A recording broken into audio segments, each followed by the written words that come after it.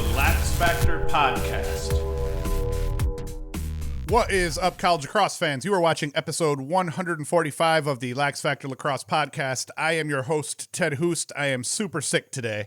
We had the Lyme episode of 2019 where I had Lyme disease and I was fighting through it like a champ while I was on crutches.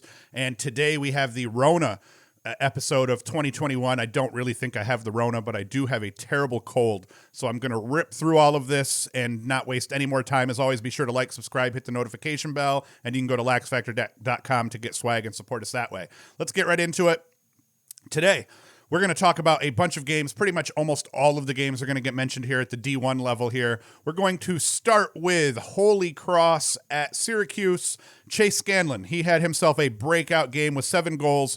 But the story of the day, once again for me at least, and a lot of Cuse fans, was Owen Hiltz. This time flipping the script, and instead of putting up, a 4-in-1 day or a 3-in-1 day, he goes 1-5. 1 goal, 5 helpers in this one. Just a bunch of cross field passes. I think one of the things someone had said was, what happened? Someone had private messaged me that didn't watch the game, and they said, what happened that Scanlan went off today? And someone forgot to shut the back door for Holy Cross because Scanlan just kept people were just throwing skip passes to Scanlan across the crease, from across the field, and, it was easy pickings for Scanlan. I think he ended up taking, we'll talk about the shots, but as is often the case in the Carrier Dome, another goalie played out of his mind. A.J. Fox, the Holy Cross keeper, he made 19 saves versus 14 goals against in the Dome. It's one of those things where goalies, for some reason, come into the Dome, and quite often you will have the opposing team's goalie just play crazy. Army's goalies always do it, although Army's goalies are always really good.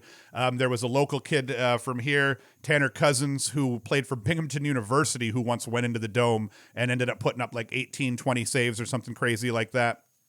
So today, it was A.J. Fox, Holy Cross keeper. Without Fox playing extremely well in this game, Syracuse completely rolls them. It was a rout to, anyway. Cuse was up, I think, 9-0 or something like that before Holy Cross scored their first goal, and Cuse would have easily eclipsed 20 goals. So Fox deserves a lot of credit for keeping the score semi-reasonable. He was spectacular on the day. Holy Cross, they had no answer for Syracuse's defense. They held the Crusaders. Is it the Crusaders? Holy Cross Crusaders? It makes sense. I'm going to call them the Crusaders. I might be wrong here. He held them to just 11 shots on cage. And to put that in perspective, Scanlan had 11 shots on cage by himself. Now, I might be wrong on that. I don't think I'm wrong on that stat. We're going to pretend I'm right. Like I said, my brain is not functioning. I'm in kind of a NyQuil haze here as I'm talking. The Syracuse defense, they stood strong. We saw a lot of really aggressive slides, and I wouldn't even call them slides. I'd call them straight doubles. Holy Cross did a lot of turning around away from the defense as they're trying to, as they were running into trouble. And as soon as Syracuse saw a head turn, boom, they were sending a double. So it'll be interesting to see if maybe that's something they were working on in prep for Duke. Maybe they plan on, obviously with Duke, they're going to have to double team some guys, but maybe they're planning on playing aggressive and kind of pressing the edges and throwing double teams at them to try to kind of disrupt that offensive flow, because Duke has been flowing offensively lately. So they played really well, and that those double teams ended up becoming a lot of Holy Cross turnovers. 24 turnovers committed by Holy Cross in this game. And they only cleared the ball successfully 20 of 28 times. If you watched the game, it felt like they failed more clears than that, but 20 of 28 clearing the ball is not good enough. And so the Syracuse ride deserves a lot of credit, and it wasn't just the Cuse attackmen that were riding. A lot of those times, Holy Cross did get the ball over midfield, and it was between midfield and the Holy Cross box that those turnovers happened. So it was a lot of midfielders not giving up on the ride and riding hard, long stick middies, poles. Everybody kind of contributed in that way. Stats for Cuse: Scanlan 7 goals, Owen Hiltz 1-5, Stephen Rafis 2-2. He looked good. Trimboli 2 goals. Jacob Fopp won 8 of 10 from the dot. Varello won a bunch of faceoffs as well for Syracuse. So in all, Cuse played a lot of guys as well. They had the second team attack was in the entire fourth quarter. A bunch of mids got runs as well. So Cuse played a good game, and there's not much more to say about it other than it was a good tune-up for Duke coming up on Thursday. All right, so we're going to have to kind of cut this up in sequence because I went into a coughing fit in between that Syracuse and the Virginia one. Robert Morris at Virginia. Robert Morris gave Virginia all they could handle, tying the game up at 10s late before allowing the Cavs to go on a 4-goal run, including 2 goals from long poles that spelled doom for RMU. Petey LaSala was an absolute beast at the dot, winning 23 of 28 on the day. However, he got a bit soft in the third. Robert Morris only won 5 faceoffs, but they won 4 of those 5 over the course of the third quarter, and that gave them enough possessions to kind of jumpstart that comeback to get them back to 10s. But then LaSala, he gets busy in the fourth quarter and gets back to his winning ways, and then, that's it. But he murked the Colonials in this one. LaSala's stat line, 23 of 28 with 10 ground balls and an assist. That is a really good stat line for PDF and LaSala. Great news for UVA, though. Dox Aitken, he put up a hat trick and looked a bit more like his old self. Aitken got a goal early to give Virginia a 3-2 lead, I think it may have been. And then Dox Aitken broke the 10-up tie to give Virginia the lead back late before they went on that run, so that was good. Only cause for concern for Virginia still is just that depth of scoring. Their starters are pretty much putting up all their points, and they're getting almost nothing from their bench. So they got to kind of try to figure that out, because against Syracuse it showed. If you can shut down, say, 2 of the 4 starters and you limit their looks and you limit their point production, then Virginia's not easy to beat, but you're able to then take advantage of that, and then probably you have a very good shot at beating UVA. Alex Rode, he played great in the cage before RMU's run. Third quarter, little bit rusty, but then in the fourth quarter played well again. I will give Rode credit, though. When it was 10-9, he had a couple of really nice saves leading into that game-tying goal that Robert Morris scored that kind of kept them at bay. And I'd even made a note that, hey, if Robert Morris never ties this up, that was on Alex Rode. He did a really good job trying to stop them from tying it up again, but they just kept getting look after look after look. And then they had that broken play, failed clear, turns into a quick fast break goal, and the game is tied. Kyle Kaloji, he forced 3 caused turnovers. UVA looked good overall. Robert Morris is a good battle-tested team, so they're going to play well every once in a while in games like this. So good job by UVA, but not a bad showing by Robert Morris. We had a bunch of Big Ten games here. We've got Rutgers and Johns Hopkins doing battle at Johns Hopkins. Despite Rutgers scoring the first goal of the game, Hopkins actually controlled the bulk of that first half, taking a 2-1 lead off a Garrett Degnan goal and then a 3-2 lead off a Cole Williams goal. Hopkins played well enough over the course of the second quarter, and they extended their lead to 7-4 late in the second. Shellenberger, though, was able to get Rutgers back to within 2 heading into the half. And then Rutgers, they answered the bell. We've had this weird thing in the Big Ten where teams have controlled the game, and then one team's huge quarter ends up propelling them to victory. So Rutgers in the second half, they got back-to-back goals out of Kieran Mullins, which tied things up, and then the two teams kind of exchanged goals over the course of the third, and we're tied at 8s going into the fourth. But then that weird quarter that one team's going to dominate popped up, and Kurtz, Mullins, and Shellenberger each netted 2 fourth-quarter goals and an 8-8 game going into the final stanza turned into a 15-9 win for the Scarlet Knights. 2 stats that stood out in this game in a bad way for Hopkins. Number 1, Kierson didn't make enough, or Kierson, I always want to call him Kierson, but Kierson, he didn't make enough saves. He gave up 15 goals and only stopped 6 shots. That is not a good stat line. If he has a better game, Hopkins is in this right down to the end. And then the other stat was turnovers. Hopkins, they turned the ball over 18 times over the course of the game. 10 of them came in the second half as Rutgers started to kind of get back into it and tie it up and then take the lead. So not a good second half out of Hopkins. More specifically, not a good fourth quarter out of Hopkins. Mullins for Rutgers was 5-3.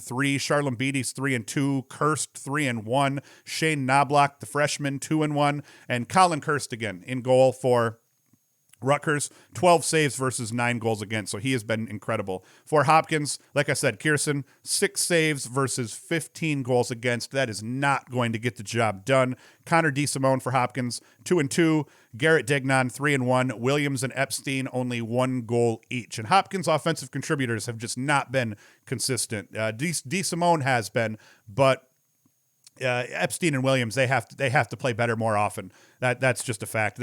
Hopkins is going to live and die at this stage, it appears, by how Epstein and Williams end up playing in games, and so far they just have not held up their end of the bargain for Hopkins, so that's rough.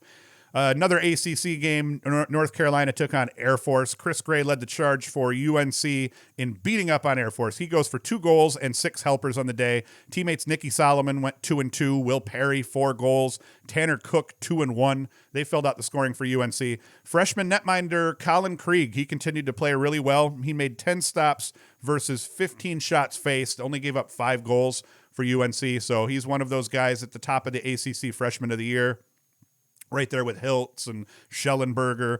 Braden Host, he didn't play bad for Air Force. He made 9 saves, let up 11 before being relieved. Host is a solid goalie, though, for Air Force. Air Force is struggling. This is not, like I said earlier in the season, the military academies are all at a unique disadvantage in the fact that they didn't get anybody back. Everybody, you don't come back and get that extra year of eligibility there, and you also don't gain any transfers. So I thought that it might hurt some of them. It appears that Air Force is the one that was hardest hit by this. Army and Navy, they seem to be okay.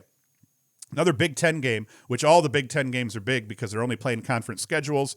Maryland and Ohio State did battle. Ohio State, they put up a valiant effort, I thought, early, kept it a little bit closer than I thought it was, but in the end, the Terps just kind of slow burned them to the route of a 16-8 score. Maryland attack dominated this one. Logan Wisnauskas 4-3, Jared Bernhardt 3-2, and Danny Maltz 4 goals. And when all 3 of these guys are clicking, Maryland is going to be really hard to beat. If you got all of them putting up 4 or 5 points each, it's a ball game 9 out of 10 times, or it's the ball game 9 out of 10 times. For Ohio State offensively, anemic. Jack Myers was the only guy that really showed up. He goes for 4 goals and 2 assists. And then behind him, Jackson Reed and Trey LeClaire, they each put up 1 and 1. And then nobody else had more than a point. Justin Inacio, I guess you could call it a bright spot. He goes 19-27 from the faceoff dot. That's 70% of the draws. But that ends up being, one of the, what that accomplished was it kept Maryland from scoring 20 goals instead of the 16 that they put out in the end. And then, let's see here. And then Alex Van de Bovenkamp in cage for Ohio State. He didn't play bad. He faced 30 shots in this game and made 14 stops, so that's not terrible. When facing savages like Maryland, though, on attack, you're going to end up having a rough day at times, so the fact that he stayed close to 50% was good for Ohio State. Their defense is not very good, though. The Ohio State defense isn't all that great, although I think holding Maryland to 16 thanks to your goalie is not a bad sign. Now, one team that is struggling mightily. Another Big Ten game here is Michigan and Penn State did battle. Michigan ends up pulling out the 14-12 win over Penn State. So Penn State is now reeling overall. So I thought that Michigan was going to be the bottom of the Big Ten, but it turns out Penn State may have something to say about that. And they say, hey, hold my beer. We would like to be at the bottom of the Big Ten. And they came away losers in this one. That drops them both to 1-4. So now Penn State, I believe, if I do this simple math correctly, Michigan has the head-to-head over Penn State, and both of them sitting at 1-4 means Penn State is now in last place in the Big. Michigan, and let's see here. Bryce Clay, he had a big day. He scored 5 goals, including the nail in the coffin with 2:17 left, an unassisted wraparound from X. Up the right side. Josh Zawada, he also had a good day. His 4 goals and 1 assist off 7 shots were huge. And overall for Zawada, if he can keep playing like this and he can keep putting up 5, 6, 7-point games, that's going to be key for Michigan, not only for this season, but for the development of Michigan as a team, trying to keep the team together, keep people happy, because if Michigan can at least play ball and stay in games, that they have to. Otherwise, we're going to end up seeing a fired coach in 2 years. Michigan keeper John Karasofi, not sure how to pronounce that. He made 17 saves. He won the goalie battle by quite a bit against Kobe Knies, who only had 11 saves on the day. And that makes, anytime you have a goalie that makes more saves than the other guy and you win by 2, that's always huge. The real kick in the pants for Penn State, though, is that Michigan did most of their damage dodging, as only 3 of those 14 goals for Michigan were assisted. That just means that's a huge sign that your defense is not very good. It's either your individual defenders aren't very good and they're getting beat so bad you can't get help there, or you're playing such poor team defense that the help's just not getting there. So, giving up 11 unassisted goals out of the 14, that's not a good sign for them. Mac O'Keefe played well. He ended up having 3 goals and a helper. Problem here is TJ Malone was quiet with just a goal and a dish. Dylan Folds, another bright spot for Penn State. He was 2-1 off just 4 shots. But Penn State cannot afford to have any 3 of those guys not have a good game. All 3, O'Keefe, Malone, and Folds, all have to play well every game moving forward for Penn State, or it's going to be a long season for them. A really good game here. Towson overachieving a little bit against Delaware. I had actually picked Delaware. I figured they would kind of win this by a margin, but Towson's improved drastically between last year and this year. And they end up keeping this game close here. It goes into OT. Delaware needed OT. Tye Kurtz, who's played very well for the Blue Hens all year, he was quiet all day. Didn't have a goal, I don't think, in regulation. Only had 2 assists, which is a rarity for him. So he decided to score his only goal as the game winner in overtime to win it for Delaware. Charlie Kitchen, he went 3-1 for Delaware, and he scored the game-tying goal late in this game. I actually turned it on about the last 4 or 5 minutes of the game or so I got to see all that action go down. Towson, overachiever in this one, thanks to James Avanzado's monster day. 2 goals, 5 assists out of number 53. So he had himself a day. Towson looks much improved. Delaware proved they're actually a good team, because even though I felt that Delaware probably had a good chance of winning this by more than 1 goal in overtime, the fact that they won the game is important. A good team is going to win these close games. Delaware won this game in OT, and that shows some toughness out of them. Richmond. Bellarmine and Richmond, it was a blowout, 17-5. Richmond absolutely takes it to Bellarmine. Ryan Lanchberry, can I say this on air? Ryan Lanchberry nutted on Bellarmine, 3 goals, 9 assists. Richie Connell, big fan of his, 7-2. So I actually saw first that Richie Connell was 7-2, and I was getting ready to write, hey, Connell's breakout game leads Richmond to a victory. But then I saw Lanchberry, 3 goals and 9 helpers, program record for Lanchberry, so congratulations to him. And then 5 of Connell's goals were actually assisted by Lanchberry. So Richmond, they roll, and now Richmond and High Point are going to play during the week, this week, to see who king shit in the SoCon is. Now, that's kind of the show here. I suffered through it. I had to stop it a couple of times to have coughing fits here. So hopefully I edit this right and you don't have to see any of those coughing fits that I went on. Other games on the day, Loyola put the big hurt on Bucknell, 24-10. Kevin Lindley goes 7-1. Aiden Olmstead 3-5. Joey Kamish 3-2. Peter Swindell 4-1. But more importantly, Bailey Savio won 20-31 faceoff. So that's good to see out of Savio, but Loyola looking good. That's their highest output in the Patriot League since 2011, I believe is what was said. Another game ACC team playing, Notre Dame. They beat Cleveland State 19-5. Pat Cavanaugh 4-1. Griffin Westland 2-3 for Notre Dame. And then one thing I did want to see was how'd they do on faceoffs. Kyle Gallagher, 12 of 13 from the faceoff dot for Notre Dame, and Charlie Leonard, 8 of 12 from the faceoff dot for Notre Dame. And then they even had a third guy come in and win 2 of 3. So Notre Dame just continues to be dominant at the faceoff dot. They are absolutely crazy. Gallagher playing like the best faceoff man in the country right now. Charles Leonard is not very far behind him, so that's going to be really big. If you look at the rosters, you kind of like Notre Dame's defense, but you really like every other ACC's team's offense and midfielders over Notre Dame's. But nobody in the ACC has a faceoff unit like Gallagher and Leonard. Cuse is close. They've got 2 guys that can play really well, and they're both capable of going in here and disrupting it.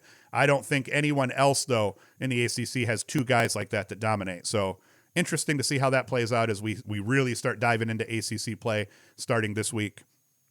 Mount St. Mary's took on Hobart. Hobart comes away with the 13-9 win to improve to 2-1. Mount St. Mary's drops to 1-6. Bradley Simus 3-1 for Hobart. Jason Knox 2-1. So Hobart ends up getting a pretty good game. They scored pretty deep down their roster. And then in the goalie bally, it was Kevin Holtby, 13 saves versus 9 goals against for Hobart. Georgetown, after getting beat up a little bit by Denver, they come back and they beat Providence. I was actually surprised at this one. Providence played pretty tough. They ended up getting 20 saves, I think, out of their goalkeeper. I might as well drop his name. You put 20 saves up, you deserve to be mentioned. Yeah, he had 20 saves versus just those 13 goals against. Actually, it should have been 14 goals against. Toby Bergdorf is the Providence goalie. So the stat line down here is saying 20 saves versus 13 goals against, but Georgetown scored 14. So I bet you that Bergdorf had that other save, and it's just not in here. McElroy, once again, McElroy not necessarily playing up to snuff. I've been calling him the best goalie in the country. He's been playing down enough lately that I'm starting to question if that's actually true. Still very capable goalie, one of the best 5 goalies in the country, but he only had 5 saves versus 9 goals against, which ends up letting that game be a little bit closer. Scoring overall, though, Jake Carraway, 3 goals. We had TJ Haley for Georgetown, 6 assists. Graham Bundy Jr. goes for 4 goals. So Georgetown getting some scoring output from some guys deep down the roster. Albany beat up on Binghamton badly, 19-7. Dahoga Nanticoke had a 6-goal, 3-assist output. Jacob Patterson, 1 and 3. You remember a couple weeks ago, I was wondering what the deal was, why the two weren't factoring together. I was wondering if maybe Patterson was hurt or was out for some reason, but hey, they're both on the field here yesterday. 6 and 3 out of Nanticoke and 1 and 3 out of Patterson in their win over BU. And then we got LIU. I keep wanting to mention LIU because LIU is sitting at 14 and 1, sitting at 4-1 right now. They beat Sacred Heart 13-8. And Richie La Calandra, again, 4 and 3. Alex Russell, 4 and 0. So LIU is looking tough. And Will Mark in cage had a huge day again. 19 saves versus 8 goals against. So that's just huge. Colton King, it's worth noting, 20 saves, 13 goals against. So either this was a terrible shooting game for both teams or both goalies stood on their heads. So that was key. And that's it. I got to get the hell out of here. I've been coughing like crazy. I've had to stop myself like 3 different times already. So hopefully I cut this together well for you. We're going to be back. I got another film review that'll come out tomorrow. So be sure to come back tomorrow, Monday morning, and you'll see a quick little, it's going to be a short one because once again, I've been sick, but I'm trying to keep the content going. So Monday, another film review. And then we'll be back Wednesday for the regular podcast. And then we got Cuse Duke on Thursday. That's going to be huge. I get my second vaccine on Thursday, so I'm probably going to be feeling like total crap and not able to drink beer for the Cuse game, but we'll see how that goes. If I feel good, I may have a couple of beers for that game. So I'm getting the hell out of here. Thank you for watching. Thank you for listening. I am sorry if this was one of the worst episodes I've done in a long time. I just wanted to get it out, even though I was sick. So, thank you for suffering through with me if you've gotten this far. And that is it. Hoost is out.